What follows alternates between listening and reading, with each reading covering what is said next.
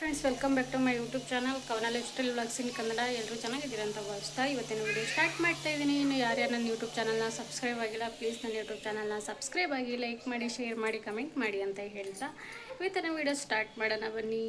ಇವತ್ತು ನನ್ನ ಮಗ ಸ್ಕೂಲಿಗೆ ಹೋಗಿದ್ದಾನೆ. ಅವನಿಗೆ ಎಕ್ಸಾಮ್ ನಡೀತಿರೋದ್ರಿಂದ ಇವಾಗ ಕರ್ಕೊಂಡು ಬರೋಣ ಅಂತ ಹೋಗ್ತಾ ಇದ್ದೀನಿ. ಇವಾಗ ಹೊರಡ್ತೀನಿ ಸ್ಕೂಲ್ ಹತ್ರ. ಅವನು ಏನು ಮಾಡ್ತಿರ್ತಾನೆ ಪಾಪ, ಅವನಿಗೆ ಹುಷಾರಿಲ್ಲ, ಆದ್ರೂ ಎಕ್ಸಾಮ್ ಇದೆ ಅಂತ ಹೋಗಿದ್ದಾನೆ. ನೋಡೋಣ ಪಾಪ ಅವನು ಏನಾಗಿರ್ತಾನೆ ಅಂತ ನೋಡೋಣ.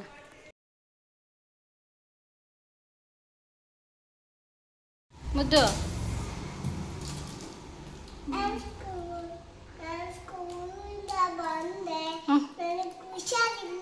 ಕಾಪಿ ಬತ್ತಾಯ್ತಾ ಮಗಳೇ?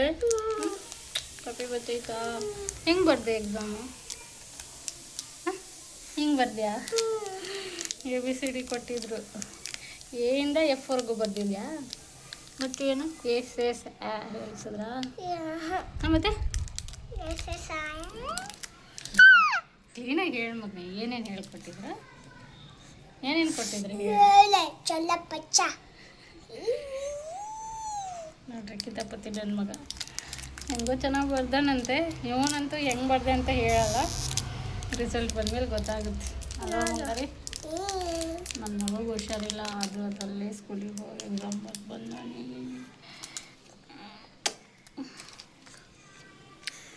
ಹುಷಾರಿಲ್ಲ ಅಂದರೆ ಚಾಕ್ಲೇಟ್ ಬಿಡಲ್ಲ.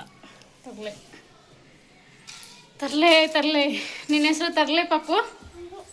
ತರಲೆ ತಿಮ್ಮ? ಹೌದು, ನಿನ್ನ ಹೆಸರು ತರಲೆ ತಿಮ್ಮ? ಹೌದು. ಮತ್ತಿನ್ನೇನು? ನನ್ನ ಮಗ ಮಲಗಿದ್ದಾನೆ ಪಾಪ. ಅವನಿಗೂ ಫುಲ್ಲು ಹುಷಾರಿಲ್ದಂಗೆ ಫುಲ್ ಸುಸ್ತಾಗಿ ಮಲಗಿದ್ದಾನೆ. ಅವ್ನು ಮಲಗಿದ್ದಾನೆ, ತೋರಿಸ್ತೀನಿ ಬನ್ನಿ. ನಾನು ಅವನ ಪಕ್ಕ ಸ್ವಲ್ಪ ಮಲಗಿ ಅವನಿಗೆ ಮಲಗಿಸ್ಬಿಟ್ಟು ಇವಾಗ ಅವನು ಸ್ವಲ್ಪ ಪಕ್ಕದಲ್ಲಿ ಜ್ವರ ಬಂದಾಗ ಮಕ್ಳಿಗೆ ಏನಾಗುತ್ತೆ, ಸ್ವಲ್ಪ ಪಕ್ಕದಲ್ಲಿ ಮಲಗಿಸಿದ್ರೆ ಮಲಗ್ತಾರಿಲ್ಲ ಅಂದರೆ ಮಲಗಲ್ಲ. ನನ್ನ ಮಗ ಮಲಗಿದ್ದಾನೆ, ಮಲಗಲಿ ಅವನು ಸ್ವಲ್ಪ ಹೊತ್ತು. ಜ್ವರನೂ ಬರ್ತಿದೆ, ಹೇಳ್ಕೊಟ್ಟಿರ್ತೀನಿ. ಮತ್ತು ಬೆಳಿಗ್ಗೆ ಸ್ಕೂಲಿಗೆ ಹೋಗೋ ಟೈಮಲ್ಲಿ ಒಂದು 5 ನಿಮಿಷ 10 ನಿಮಿಷ ಮುಂಚೆ ಮತ್ತೆ ರಿವಿಸನ್ ಮಾಡಿಸಿ ಕಳಿಸ್ತೀನಿ ಅವನಿಗೆ. ನೋಡೋಣ ನೆನಪು ಇರುತ್ತೋ ಇಲ್ಲೋ ಪಾಪ, ಅವನಿಗೆ ಗೊತ್ತಿಲ್ಲ. ಜ್ವರ ಬೇರೆ ಬರ್ತಿದೆ, ಫುಲ್ಲು ಸುಸ್ತಾಗಿದ್ದಾನೆ. ಅದರಲ್ಲೇ ಹೋಗಿ ಬರ್ತಿದ್ದಾನೆ.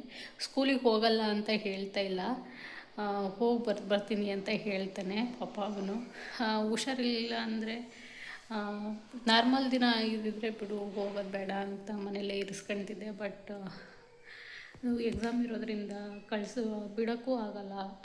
ಆ ಥರ ಆಗ್ಬಿಟ್ಟಿದೆ ಪರಿಸ್ಥಿತಿ. ಏನು ಮಾಡೋದು ಗೊತ್ತಿಲ್ಲ. ಇನ್ನೊಂದು 2 ದಿನ ಇದೆ ಅಷ್ಟೇ. ಇವಾಗ ಒಂಚೂರು ಪರವಾಗಿಲ್ಲ, ಮಲಗಿದ್ದಾನೆ. ಸ್ವಲ್ಪ ರೆಸ್ಟ್ ತಗೊಂಡ್ರೆ ಸರಿಯಾಗುತ್ತೆ ಅಂತ ಮಲಗಿಸಿದ್ದೀನಿ. ಎಣ್ಣೆ ಬೇರೆ ಕಾಯಿಸ್ಬೇಕು. ತಲೆಗೆ ಎಣ್ಣೆ ಇಲ್ಲ, 2-3 ದಿನ ಆಯಿತು ಎಣ್ಣೆ ಹಾಕಿಲ್ಲ. ಇವಾಗ ಎಣ್ಣೆ ಬೇರೆ ಖಾಲಿಯಾಗಿದೆ. ಎಣ್ಣೆ ಬಿಸಿ ಮಾಡ್ತೀನಿ. ನಾರ್ಮಲಾಗಿ ಅದೇ ನಾನು ಮಾಮೂಲಿ ಕಾಯಿಸ್ತೀನಲ್ವ, ಅದೇ ಥರ ಕಾಯಿಸ್ತೀನಿ. ಅದು ಏನು ಚೇಂಜಸ್ ಏನೂ ಇಲ್ಲ ಅದರಲ್ಲಿ. ಬನ್ನಿ ಎಣ್ಣೆ ಕಾಯಿಸೋಣ. ಎಣ್ಣೆ ಕಾಯಿಸೋಕ್ಕೆ ಪಾತ್ರೆ ಮೇಲಿದೆ, ಪಾತ್ರೆ ತಕ್ಕೊಂಡು ಎಣ್ಣೆ ಕಾಯಿಸೋಣ. ದೀಪ ಇನ್ನು ಉರಿತಾನೆ ಇದೆ. ಒಂಚೂರು ಎಣ್ಣೆ ಹಾಕಿಬಿಟ್ಬಿಟ್ರೆ ನೈಟ್ವರೆಗೂ ಉರಿತಾ ಇರುತ್ತೆ. ಇವಾಗ ನನ್ನ ಮಗ ಹೇಳೋಷ್ಟರಲ್ಲಿ ಎಣ್ಣೆ ಕಾಯಿಸ್ಬಿಡೋಣ.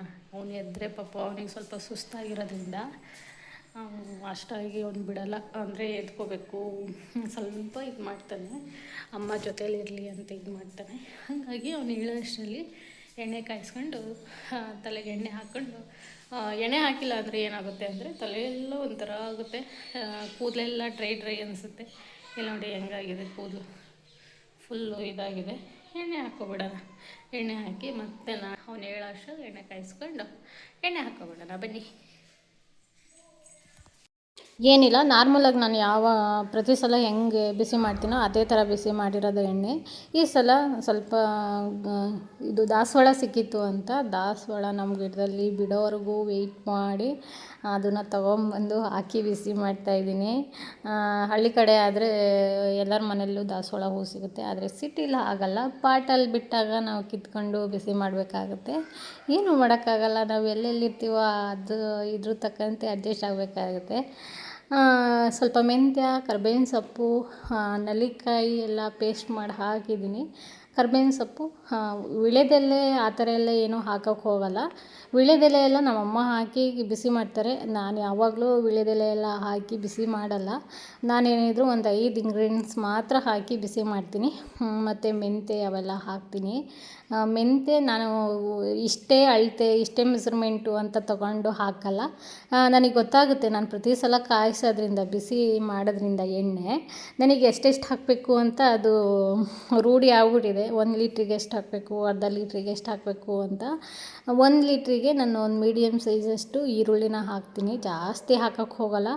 ಹಾಕ್ತೀವಿ ಅಂತ ಜಾಸ್ತಿ ಹಾಕಿದ್ರೂ ಅದು ಸ್ವಲ್ಪ ಸೈಡ್ ಎಫೆಕ್ಟ್ ಆಗುತ್ತೆ. ಹಾಗಾಗಿ ನಾರ್ಮಲಾಗಿ ನಾನು ಯಾವಾಗ ಪ್ರತಿ ಸಲ ಕಾಯಿಸಿದಾಗಲೂ ಯಾವ ಥರ ಬಿಸಿ ಮಾಡ್ತೀನಿ ಅದೇ ಥರ ಬಿಸಿ ಮಾಡಿದ್ದೀನಿ. ಫುಲ್ಲು ಡೀಟೇಲಾಗಿ ನಾನು ವೀಡಿಯೋನ ಮಾಡಿದ್ದೀನಿ. ನೀವು ಹೊಸ್ದಾಗಿ ಯಾರಾದರೂ ನನ್ನ ವೀಡಿಯೋ ನೋಡ್ತಾಯಿದ್ರೆ ನೀವು ಹೋಗಿ ಚೆಕ್ ಮಾಡಿ ನಾನು ಯಾವ ಥರ ಎಣ್ಣೆನ ಬಿಸಿ ಮಾಡ್ತೀನಿ ಅಂತ. ಫೈನಲಿ ನಾನು ಫುಲ್ಲು ಫುಲ್ಲು ವೀಡಿಯೋನ ನಾನು ಮಾಡೋಕ್ಕಾಗಿಲ್ಲ, ಹೆಂಗೆ ಕಾಯಿಸಿದ್ದೀನಿ ಅಂತ. ನಮ್ಮ ಮನೆಯವರು ಅದೇನಂತಾರೆ, ಕಳಲೆ ತಂದಿದ್ದರು ಅಂದರೆ ಕಟ್ ಮಾಡಿ ಕೊಟ್ಟಿದ್ದರು. ನಮ್ಮ ಮನೆ ಅಂಗಡಿ ಹತ್ರ ಬಂದಿತ್ತು ಅಂತ ಅವ್ರ ಹತ್ರ ತೊಗೊಂಬಂದು ಫುಲ್ಲು ಎಳೆಯದಿತ್ತು ಅದು. ಅದನ್ನು ಕಟ್ ಮಾಡಿ ನೆನೆಸು ಅಂತ ಕಟ್ ಮಾಡಿಕೊಟ್ಟು ಹೋಗಿದ್ರು. ಹಾಗಾಗಿ ನಾನು ನೆನೆಸಿದ್ದೀನಿ. ಆಲ್ಮೋಸ್ಟ್ ಇದು 1.5 ದಿನ ಅಷ್ಟು ನೆನೆಸ್ಬೇಕು. ನೆನೆಸಿ ನೀರು ಚೇಂಜ್ ಮಾಡ್ತಾ ಇರಬೇಕು. ಒಂದೇ ನೀರಲ್ಲಿ ನೆನೆಸ್ಬೇಡಿ. ನೀರು 3 ಟೈಮ್ಸ್ ಚೇಂಜ್ ಮಾಡಿ. ಸ್ವಲ್ಪ ಕಡಲೆಕಾಳು ಎಲ್ಲ ನೆನೆಸಿದ್ದೀನಿ. ಪಲ್ಯಕ್ಕೆ ಕಡಲೆಕಾಳು ಹಾಕಿದ್ರೆ ಚೆನ್ನಾಗಿರುತ್ತೆ. ಕೆಲವೊಬ್ಬರು ಅವರೆಕಾಳು ಹಾಕ್ತಾರೆ, ನಾವು ಹಾಕ್ತೀವಿ. ಬಟ್ ಅವರೆಕಾಳು ಇಲ್ಲ ಅಂತ ಅವರೆಕಾಳು ಹಾಕಿ ಎಲ್ಲ ಮಾಡಿಲ್ಲ. ಬರೀ ನಮ್ಮ ಮನೆಯವರಿಗೂ ಇಷ್ಟ ಆಗಲ್ಲ ಅವರೆಕಾಳೆಲ್ಲ ಹಾಕಿದ್ರೆ. ಅದಕ್ಕೆ ಕಡಲೆಕಾಳು ಮಾತ್ರ ಹಾಕಿ ಪಲ್ಯ ಮಾಡ್ತೀನಿ. ನಾನು ತೋರಿಸ್ತೀನಿ. ಫೈನಲಿ ಎಣ್ಣೆ ಏನು ಬಿಸಿ ಮಾಡೋಕ್ಕಿಟ್ಟಿದ್ದೆ, ಎಣ್ಣೆನೂ ಬಿಸಿ ಆಯಿತು. ಇದನ್ನು ಸೈಡಿಗೆ ಎತ್ತಿಟ್ಟು ತಲೆಗೆ ಎಣ್ಣೆ ಹಾಕೋಬಿಡೋಣ ಅಂತ, ನನ್ನ ಮಗ ಹೇಳೋಷ್ಟರಲ್ಲಿ ತಲೆಗೆ ಎಣ್ಣೆ ಹಾಕೋಬಿಡೋಣ ಅಂತ ತಲೆಗೆ ಎಣ್ಣೆ ಹಾಕೊಳ್ತಾ ಇದ್ದೀನಿ.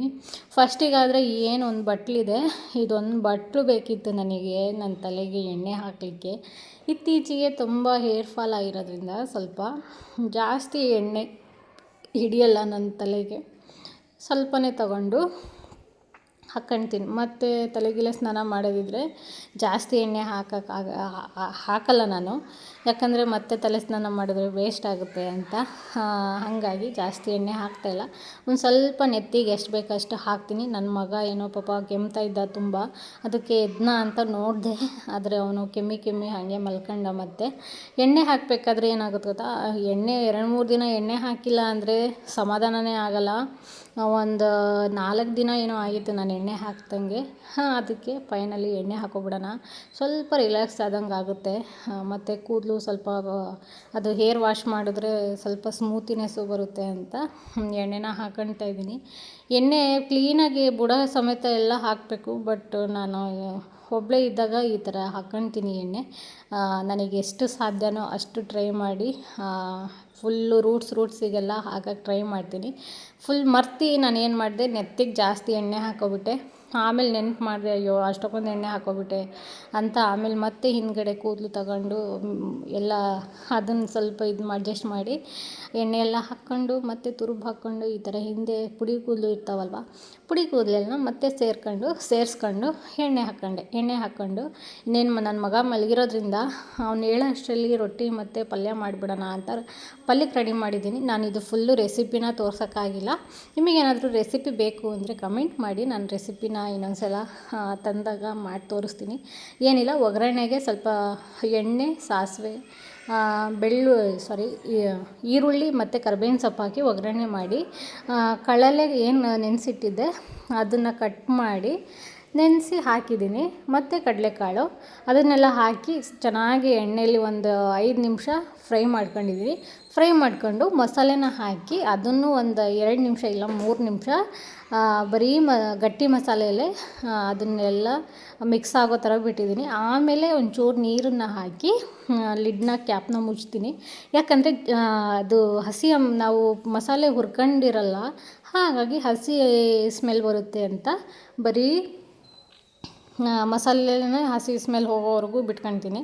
ಒಂಚೂರು ನೀರು ಹಾಕಿ ಈ ಥರ ಮಿಕ್ಸ್ ಮಾಡಿ ಉಪ್ಪು ಖಾರ ನೋಡಿ ಆಮೇಲೆ ಲಿಡ್ನ ಕ್ಲೋಸ್ ಮಾಡಬೇಕಾಗುತ್ತೆ. ಜಾಸ್ತಿ ನೀರು ಹಾಕೋಕ್ಕೆ ಹೋಗಬೇಡಿ ನೀವು. ಜಾಸ್ತಿ ನೀರು ಹಾಕಿಬಿಟ್ರೆ ಏನಾಗುತ್ತೆ ಗೊತ್ತಾ, ಸಾಂಬಾರು ಆದಂಗೆ ಆಗಿಬಿಡುತ್ತೆ. ಇದು ರೊಟ್ಟಿ ಮೇಲೆ ಚಪಾತಿ ಮೇಲೆ ಮಾಡಿದ್ರೆ ಸ್ವಲ್ಪ ಗಟ್ಟಿನೇ ಇರಬೇಕು ಪಲ್ಯ. ನಿಮಗೆ ವಿಷಲ್ ನಾನು ಹೋದ ಸಲ ಮಾಡಿದಾಗ ಹಾಗೆ ಪಾತ್ರೆಯಲ್ಲೇ ಬೇಯಿಸಿದ್ದೆ, ಬಟ್ ಈ ಸಲ ತುಂಬಾ ಇತ್ತು.